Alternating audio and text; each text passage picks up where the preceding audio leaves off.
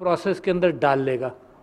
और मुझे बड़ा इत्मीनान था कि दुनिया के बाकी ममालिक के मुकाबले पर मुझे अमेरिका का सेल्फ करेक्टिंग प्रोसेस ने बड़ा मुतासर किया कि यहाँ पर सब चीज़ मौजूद है। मगर लो एंड बिहोल्ड मैं 1973 से लेकर अब तक जितना अरसा गुजरा उसके अंदर मैं मुसलसल वही कैफियत देखता रहा हूँ जो सीखने वाली इंसान के अंदर नहीं होगी। यानी एक मुल्क की मैंने आपको इस वजह से मिसाल दी कि वहाँ पर मुझे इस बात का एहसास हुआ। तो मैं United states institute of peace में एक मरतबा उन्होंने बुलाया मुझे बात करने के लिए, तो मैंने वहाँ पर भी यही मंतिक रखी। मैंने कहा कि इंसान जो है, एक नस्ल कोई गलतियाँ करेगी, दूसरी नस्ल उसको भूल कर दोबारा वो गलतियाँ करेगी। इसका कहने का मतलब ये भी है कि मुझे कोई बहुत ज़्यादा ह्यूमन रेस के एतबार से इतना कॉन्फिडेंस मेरे जहन में अब नहीं आता। 40, 50, 60 साल गुजारने के बाद अब मेरा जो ईमान है वो मुतज़लज़ल हो गया है कि इंसानियत जो है वो सीख कर एक पुरअमन माशरे की तरफ जाएगी, क्योंकि जुल्म और सितम की कैफियत जो है वो हथियारों के साथ मुताल्लिक़ रही है। जितना बड़ा हथियार उतना बड़ा क़िताल, चाहे वो एटॉमिक बम की सूरत में देख लें या आज भी ये देख लें कि जब इंसान को मारने पर आता है तो लिहाजा उसके अंदर वो हमदर्दी के जज्बात जो हैं वो पहले से मस्ख किए जाते हैं। You have to criminalize a people and that is what we see almost happening throughout the world. तो मैं समझता हूँ कि इंसानी साइकोलॉजी के हवाले से भी और ह्यूमन नेचर को मद्देनज़र रखते हुए जब हम और आप तज्जिया करेंगे, तारीख़ का भी तज्जिया करेंगे, तो ये आरएसएस का फिनामिनन और ये हिंदुत्वा का फिनामिनन मैं और आप आसानी से समझ जाएंगे।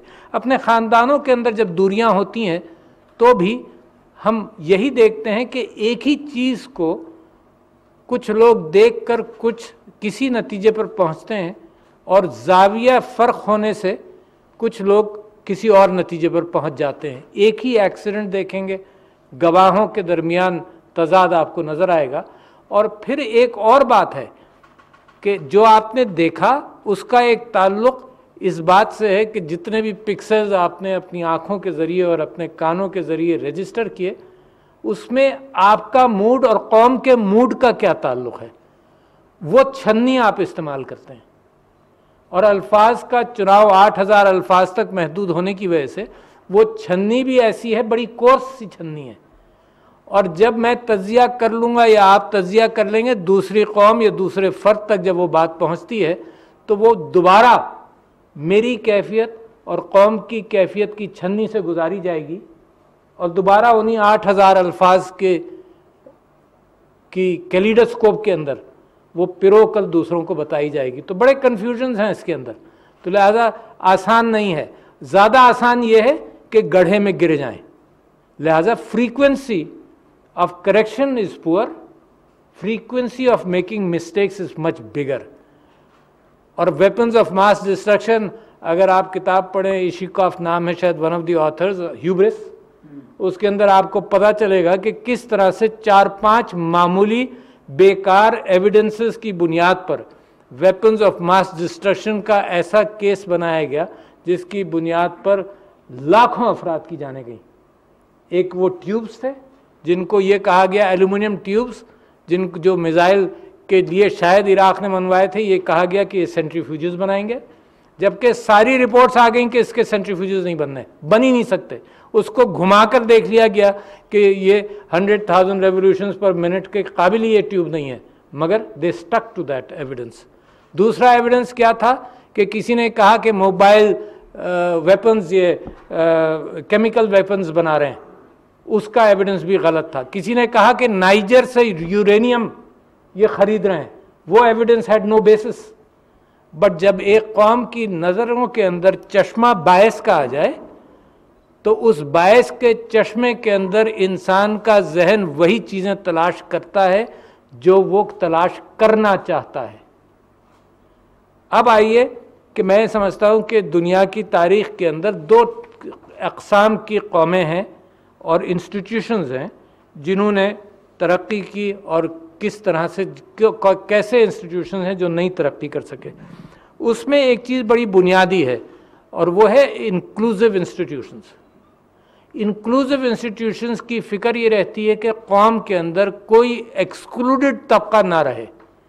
ये एवोल्यूशन इंसान की तारीख़ के अंदर, आप यूरोप की तारीख़ देख लें तो आपको नज़र आएगा कि इंक्लूसिव इंस्टीट्यूशंस करंट तारीख़ के अंदर तो इंग्लैंड से मैग्ना कार्टा के बाद से वो बनने शुरू हुए, कुछ फ्रांस में बने, कुछ स्पेन की तरफ बने, मगर इसके बरअक्स ईस्टर्न यूरोप के अंदर एक्सक्लूसिव इंस्टीट्यूशंस रहे कि वो फ्यूडलिज्म, वो बादशाहतें, वो इंसान के हुकूक से इनकार करना और कुछ इलीट को प्रेफर करना और कुछ को प्रेफर ना करना की बुनियाद पर जो भी कौमें आगे बढ़ती हैं।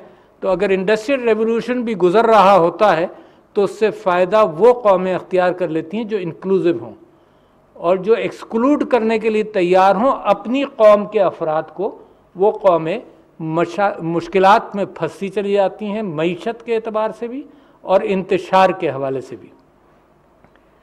अब इसी मंतिक को जब मैं आगे लेकर चलता हूँ तो फिर मैं हिंदुस्तान का तज़िया करूँ तारीख़ के एतबार से क्या हुआ। मईशत हिंदुस्तान की मुग़लों के ज़माने में, और अगर आप विलियम डैलरिम्पल को पढ़ें तो एक एनार्की मिसाल के तौर पर उसमें से एक वाक़या मैं आपको कोट करता हूँ। कहा यह जाता है, समझाया जाता है कि मईशत के एतबार से India was one of the most prosperous regions of the world at that time. और इसकी एक मिसाल दीजिए, आप दोनों हजरात एम्बेसडर्स हैं, आई फॉरगेट द नेम, कि एक एम्बेसडर को इंग्लैंड ने भेजा कि भाई ये इतनी प्रॉस्परस खित्ता है दुनिया का, यहाँ जाकर बादशाह के सामने अपने क्रेडेंशियल्स पेश करो और कुछ तिजारत के हवाले से कुछ ताल्लुकात वहाँ पैदा किए जाएँ। तो वो एम्बेसडर आया यूके से, इंग्लैंड से, यूके तो नहीं, इंग्लैंड से आया और बॉम्बे के रास्ते आया और उसने जहांगीर के दरबार में अपने क्रेडेंशियल्स पेश करने की जब नियत की, तो मैं आपको ये बताता हूँ कि हालात ऐसे थे और अहमियत ऐसी थी जहांगीर के दरबार की कि उस एम्बेसडर को 3 साल लगे अपने क्रेडेंशियल्स पेश करने में। That just showed the fact कि it was not an arrogance but just the fact कि इंग्लैंड को कौन जानता था।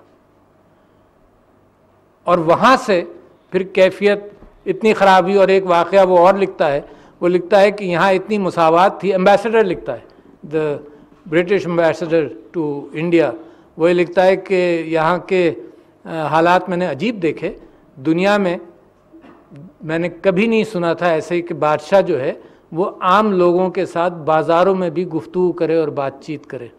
और उसने कहा कि मैं जहांगीर के साथ पीछे पीछे जा रहा था तो मैंने देखा कि वो एक बुज़ुर्ग के बूढ़ा आदमी जिसके पास से बदबू आ रही थी, कपड़े फटे हुए थे, उसके पास वो खड़ा भी हुआ, उससे बात भी की, उसको अपना बाप कहकर बुलाया भी, उससे गले भी मिला और आधा पौन घंटा या घंटा भर उसने उसके साथ गुजारा। तो there was a huge difference between civilizations. अच्छा, अब ये सारी सिविलाइजेशन जो आई वो आम बादशाह थे, इस्लामी बादशाह नहीं थे, मुसलमान बादशाह थे। और वो जो कल्चर बादशाहत का था वो वही था जो दुनिया में था, कोई अनोखी बात नहीं थी, सवाए इसके कि इनमें जो अच्छे बादशाह थे वो कुछ इस्लामी अक़दार की बुनियाद पर ज़्यादा मशहूर भी हुए और उन्होंने रहम भी किया और अपनी कौम के साथ इंसाफ भी किया। मगर जब ज़वाल आया तो एक ईस्ट इंडिया कंपनी जो बनी तो वो स्टॉक होल्डर कंपनी थी, इंग्लैंड में रजिस्टर हुई, लोगों ने इन्वेस्ट किया, लोगों ने देखा स्पेन से जा रहे हैं काफ़िले समुद्री और सारे साउथ अमेरिका लूट कर आ रहे हैं, तो वहाँ पर तो गुंजाइश नहीं बनती थी ब्रिटिश शिप्स की। फिर नॉर्थ अमेरिका में भी गए, वहाँ भी गुंजाइश नहीं बनती थी।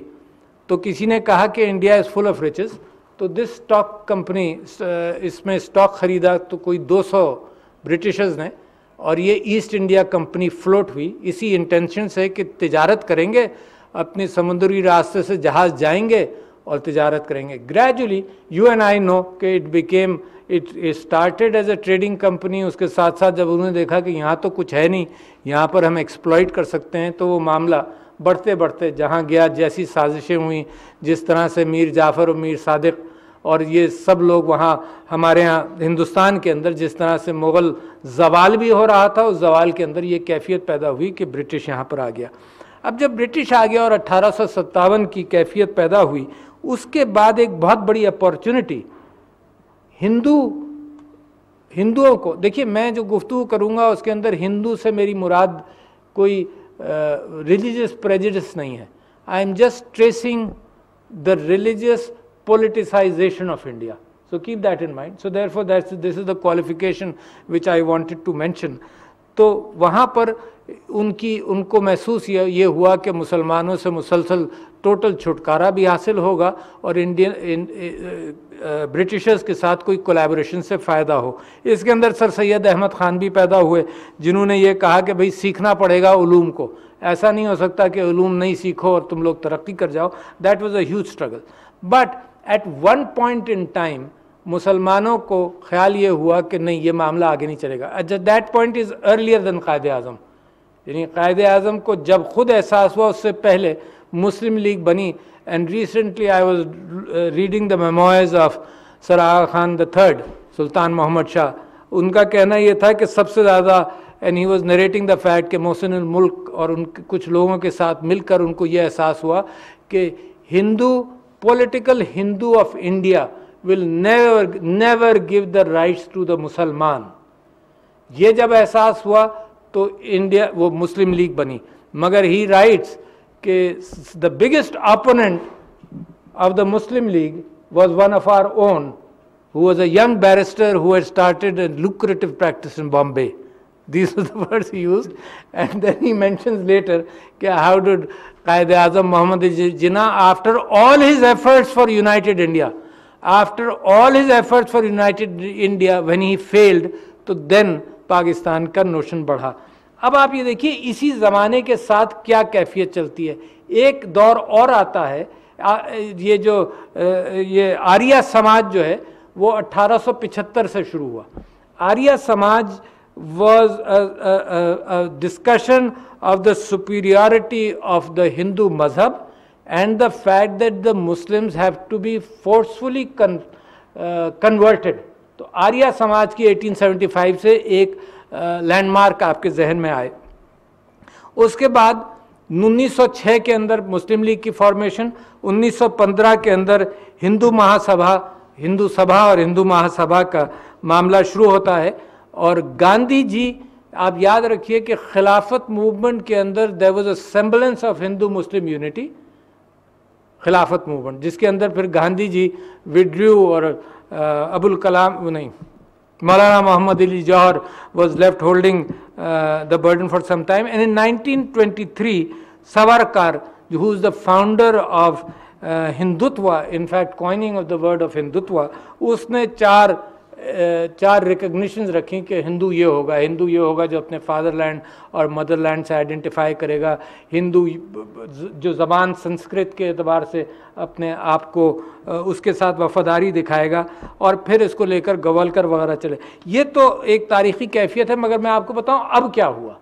अब ये हुआ कि पाकिस्तान जिसको कभी वो स्वॉलो और हज़म नहीं कर सके थे, और मुसलमान जिसको ये एहसास in the beginning of the 19th century होना शुरू हुआ कि हिंदू साथ नहीं चलाएगा, और ये मेजॉरिटी अगर जमहूरियत वाली इंसाफ वाली मेजॉरिटी हो जिसके अंदर माइनॉरिटीज़ को भी बराबर समझा जाए तो वो हज़म हो सकती है।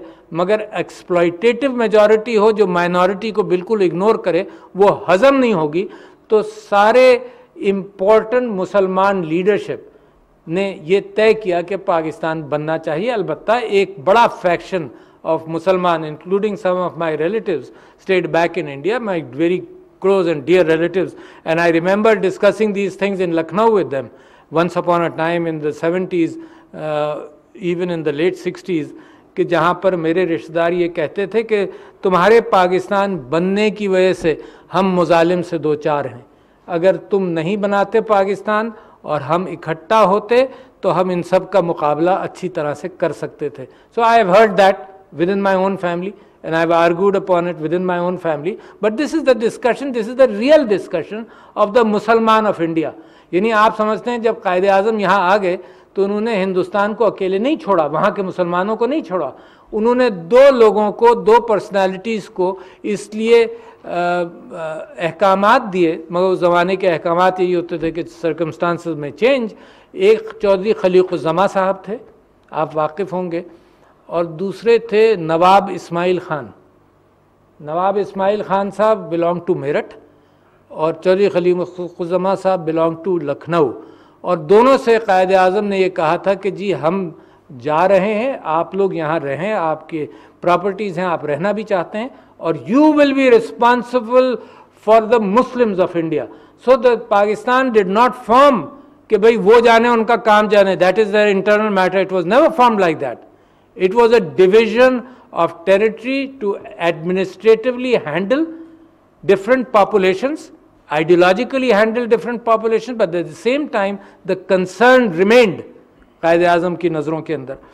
अब जब ये एक्सट्रीमिज़म जिस अंदाज से चलता गया तो आप देखते हैं MJ अकबर साहब, who is a journalist, you are aware of him, and he was with the Congress for a long time, and 3 or 4 years ago he joined BJP।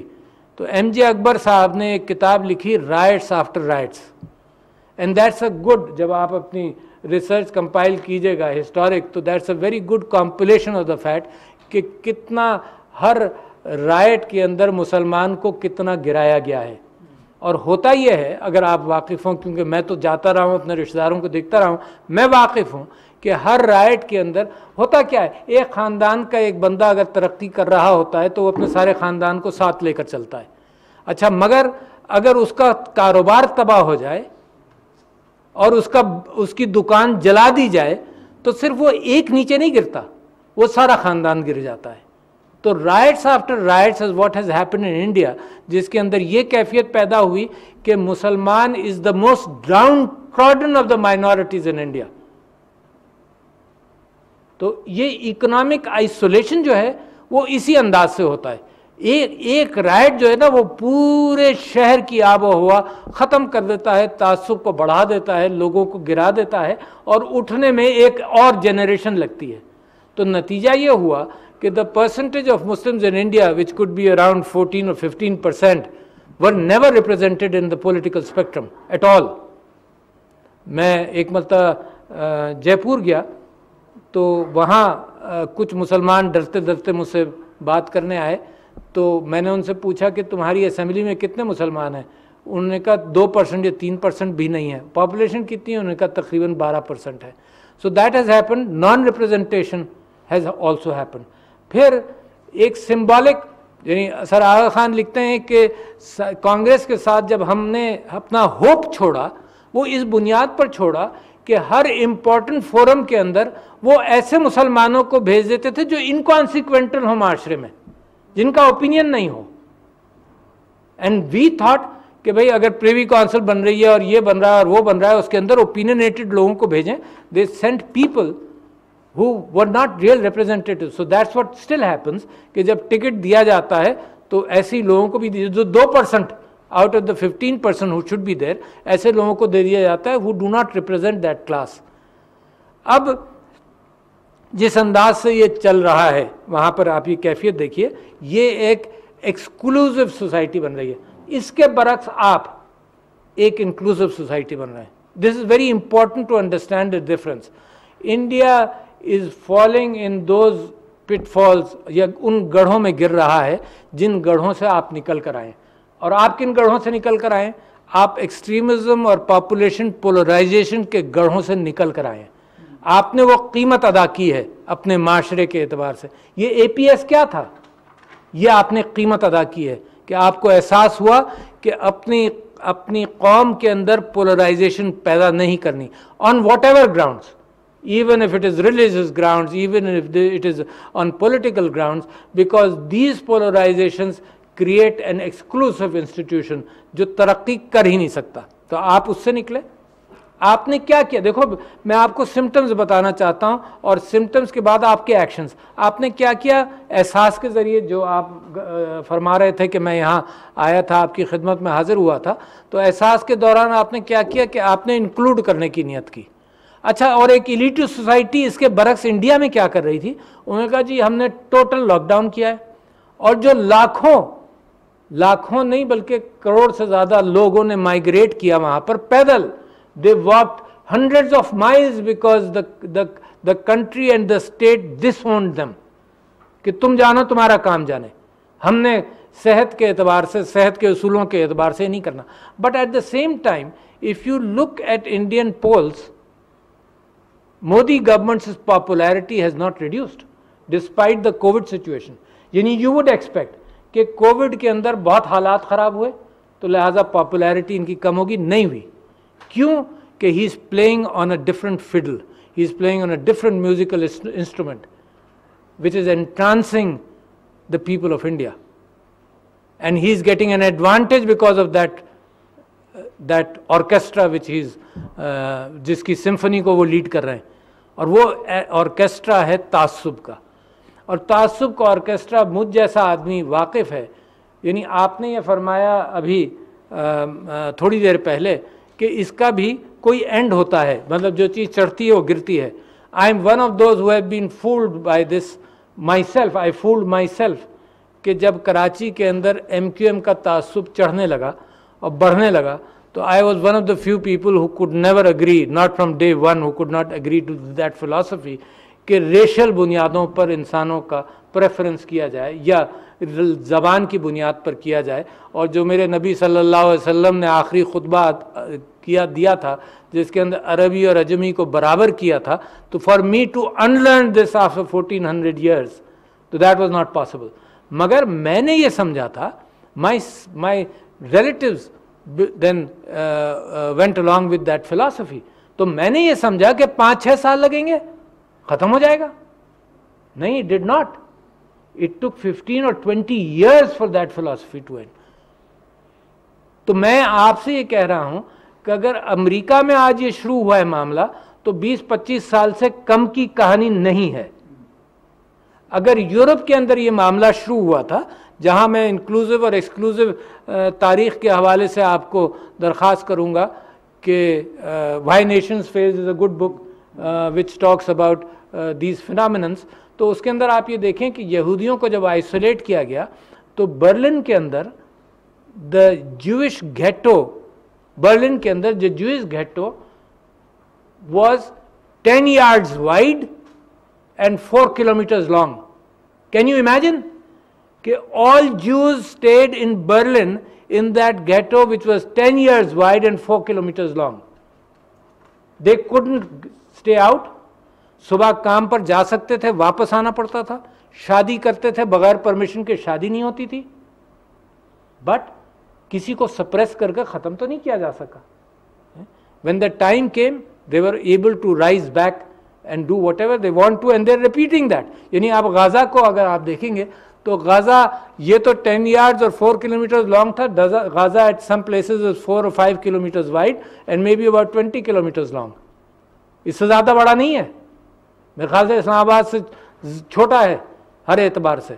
तो लिहाजा मैं आपके सामने ये कह रहा हूँ कि ये कैफियत जो हिंदुस्तान के अंदर चली है, ये चलेगी, and it's not going to end as fast as we and I would like it to end. और इसके साथ साथ उनको एक और जहन के अंदर एक बात आई है कि आर्या समाज के साथ साथ आज का हिंदुस्तान अपने आप को तस्वुर करने लगा है कि it wants to become a super power, but it's a belligerent India which doesn't care about its own minorities, which doesn't care about its own neighbors. It has had poor relations with Sri Lanka, for example, and let me narrate an incident. जब मैं श्रीलंका भी घूमने फिरने जाता था, क्योंकि it was cheaper to go to Sri Lanka than any country in the West, तो वहाँ पर लोग मुझको कहते थे कि अगर कहीं तुमको कोई डिस्टर्बेंस नज़र आए तो तुम फ़ौरन गाड़ी से उतर कर कहना कि तुम पाकिस्तानी हो, क्योंकि अगर तुमको उन्होंने समझा कि तुम इंडियन हो तो ये मार देंगे तुमको जान से। तो श्रीलंका के अंदर भी कुछ वो कर चुके हैं जिसकी वजह से ऐसी मुनाफरत है। Nepal is not happy with them. Pakistan has never been happy with them. They go across Pakistan and try to establish relationships with Afghanistan and try to exploit Pakistan and Pakistan के अंदर दहशतगर्दी पैदा करने के एतबार से वहाँ से भी ये हमला करते हैं। तो ये जो आइडियोलॉजी है, this is giving dividends to them. ये जो आइडियोलॉजी MQM की थी वॉज गिविंग डिविडेंड्स के मुस्लिम जो उर्दू स्पीकिंग ब्लॉक था वॉज वोटिंग फॉर देम।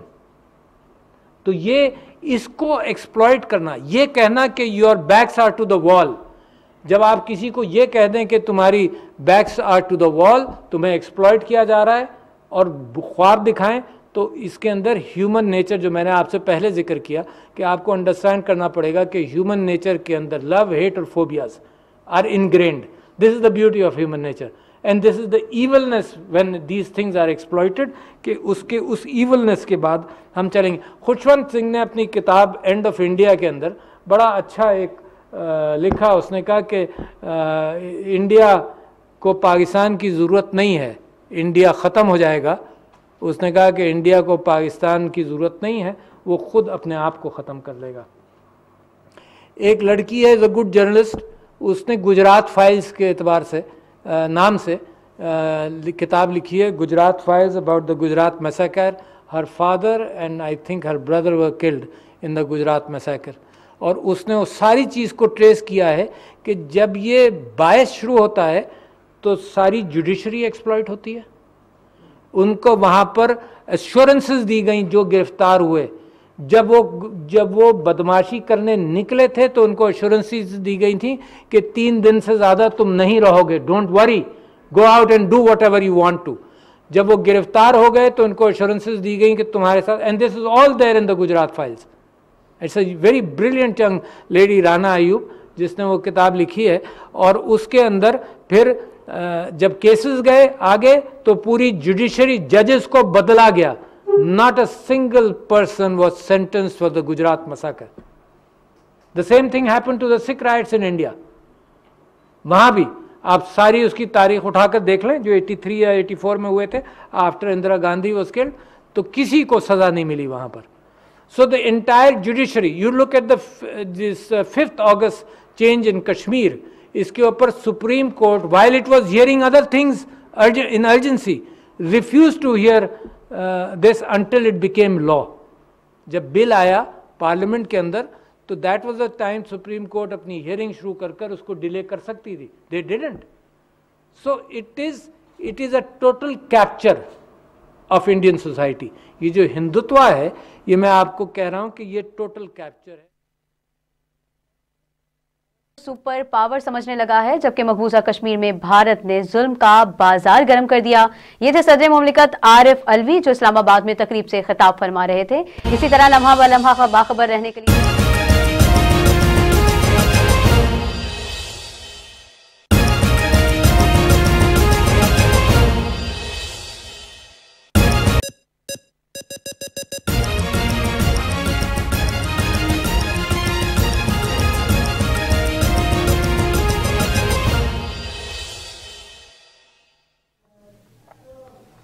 अस्सलाम वालेकुम। फैज़ टीवी के साथ मैं हूं शहजादी कमल। सबसे पहले हेडलाइंस।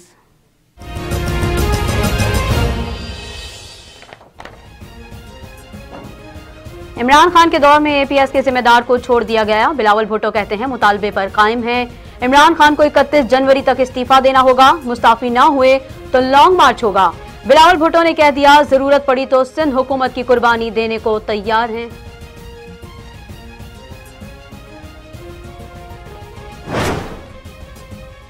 सरकारी अस्पतालों में सजा और जजा का निजाम नहीं। वजीर आजम इमरान खान का पेशावर इंस्टीट्यूट ऑफ कार्डियोलॉजी के इफ्तिताह पर खिताब। कहा जो पैसा जमा करते हैं आधा कर्ज उतारने में चला जाता है। कोरोना वबा के दौरान फंड्स भी इकट्ठे किए और अस्पताल मुकम्मल किया। वजीर आजम का सानहा APS के शहदा को खराज तहसीन। कहा इस सानहे ने पूरी कौम को मुत्तहिद किया और कौम ने मिलकर दहशतगर्दी का मुकाबला करने का फैसला किया।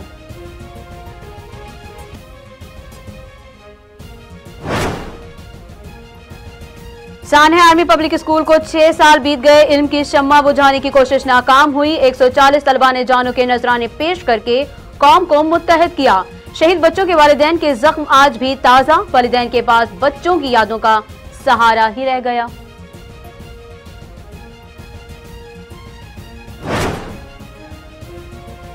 अफगान तालिबान पॉलिटिकल कमीशन का वफ्द 3 रोजा दौरे पर पाकिस्तान पहुंच गया। मुल्ला अब्दुल गनी बरादर की सरबराही में वफ्द की दफ्तर खारजा आमद। वजीर खारजा शाह महमूद कुरैशी ने अफगान तालिबान वफ्द का इस्तकबाल किया। वफ्द वजीर आजम इमरान खान से भी मुलाकात करेगा। वफ्द का दौरा पाकिस्तान की अफगान अमन अमल पॉलिसी का एक हिस्सा है। जाली वजीर आजम शहबाज शरीफ पर केस बनाते हैं। तर्जुमान नून लीग मरियम औरंगजेब ने इल्जामात की बौछार कर दी। कहा, रेफरेंस दायर होने के बाद भी शहबाज शरीफ को इमरान खान के हुक्म पर गिरफ्तार किया। मेडिकल टेस्ट की रिपोर्ट देने का फैसला भी इमरान खान करते हैं। उनकी सेहत को जानबूझकर नुकसान पहुंचाया जा रहा है। तेल बहरान की रिपोर्ट पहले से मौजूद सच सामने ले आई। मरियम नवाज का ट्वीट, लिखा, तेल बहरान हुकूमत की नाअहली का नतीजा था जो नाकिस फैसलों और हुकूमत के करप्ट हथकंडों की वजह से पैदा हुआ। रास्ता बन रहा है, अब हुकूमत को जाना होगा।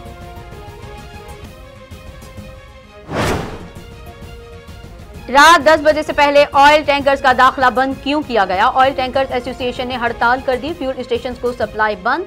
इस्लामाबाद, रावलपिंडी और आजाद कश्मीर में पेट्रोल बहरान का खदशा। सैकड़ों टैंकर्स रबात के करीब खड़े कर दिए गए।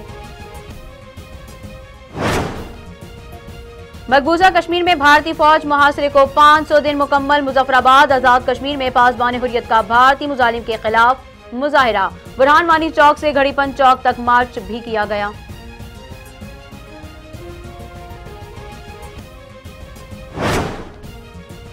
और गुलकार अली जफर के खिलाफ सोशल मीडिया पर कैंपेन। गुलकारा मिशा शफी, अदाकारा इफ्फत उमर समेत 8 मुल्जिमान को एफआईए ने चालान में नामजद कर दिया।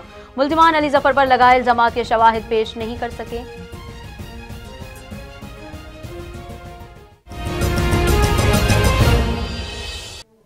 न्यूज स्टूडियो से फिलहाल इतना ही। मजीद बाखबर रहने के लिए देखते रहिए फैज न्यूज।